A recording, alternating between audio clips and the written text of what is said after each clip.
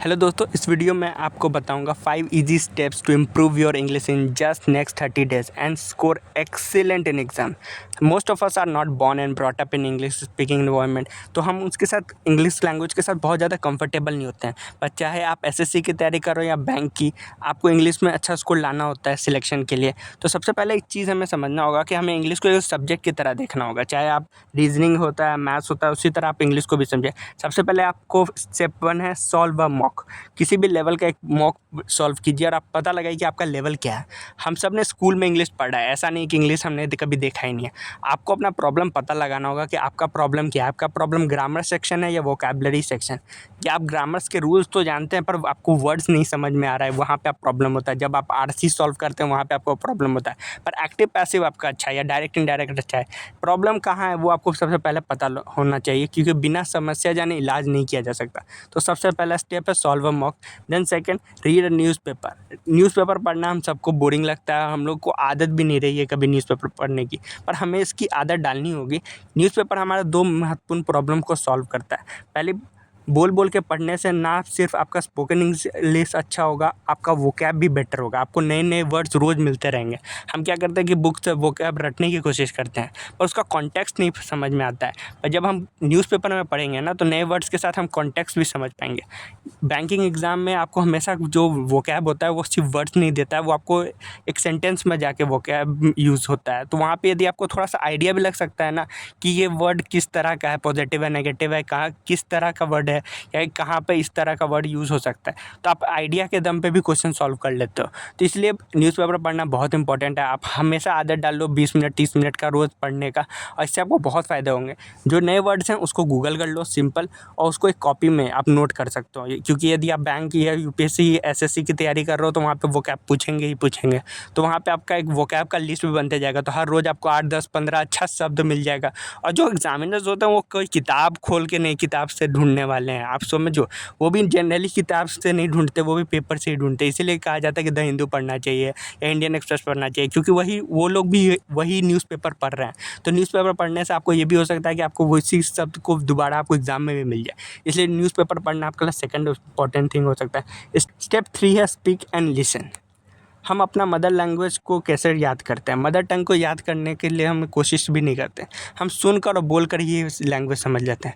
यहाँ भी हमें सेम टेक्निक फॉलो करना है। जैसे हमारे गांव में बहुत सारे लोग होते हैं जो पढ़े लिखे नहीं होते, पर वो लैंग्वेज जानते हैं, वो बात कर सकते हैं, बात समझ सकते हैं। वो कैसे समझ रहे हैं?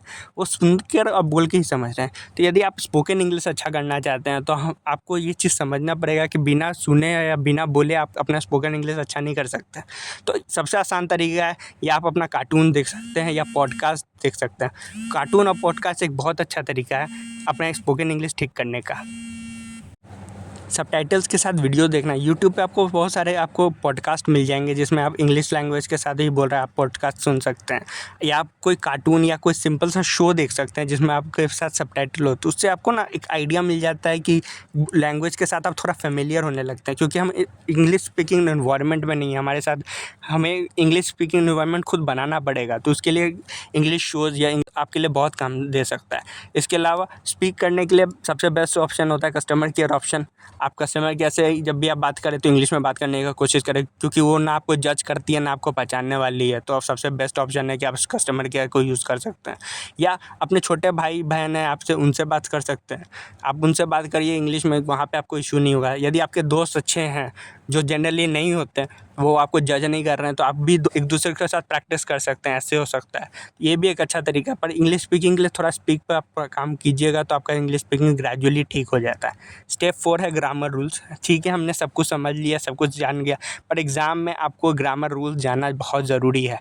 ग्रामर रूल्स को याद करने का हम लोग क्या करते हैं ना, मिशन की तरह स्टार्ट करते हैं कि आज हम किताब में सब एक्टिव पैसिव का सारा रूल रट जाएंगे। ऐसे नहीं करना है आपको ना, ग्रेजुअल प्रोसेस है, ग्रेजुअल धीरे धीरे धीरे धीरे। क्योंकि आप अचानक से याद कीजिएगा तो आपका दिमाग 25-30 एक बार में रूल्स याद ही नहीं कर पाएगा।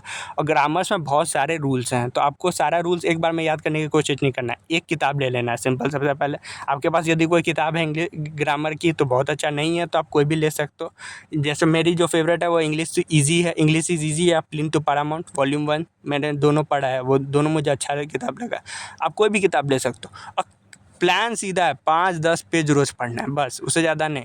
यदि आप रोज़ 5-10 पेज पढ़ेंगे तो आपको पता है कि नेक्स्ट 30 डे में आप 200 से 300 पेज का पूरा किताब कंप्लीट कर चुके होंगे। बस सोचिए, ऐसे नहीं सोचना है कि आज 10 रूल नहीं, 20 रूल नहीं, 50 रूल, आज सारा का सारा रूल रट जाएंगे। नहीं, धीरे धीरे ग्रेजुअल, यदि आप रोज़ प्रैक्टिस करते हैं, रोज़ 5-10 पेज पढ़ते रहेंगे, आपको ग्रामर के रूल समझ में आएंगे, आप उसको प्रैक्टिस में भी लाएंगे।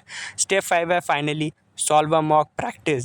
जैसे कोई स्किल या आर्ट को प्रैक्टिस की ज़रूरत होती है, उसी तरह इंग्लिश को भी है। Write your thoughts in English before sleeping, simple.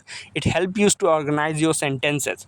तो आप रोज़ एक काम करिए कि आप जब भी सोने से पहले एक डायरी ले लीजिए, कॉपी ले लीजिए, उसमें रोज़ लिखिए कि आज आपके दिन के साथ क्या हुआ, अपने थॉट्स, अपने कुछ भी विचार, कुछ भी आप लिखने का आदत डालिएगा। जब आप लिखने का आदत डालिएगा तो आपका 2 फ़ायदा होगा।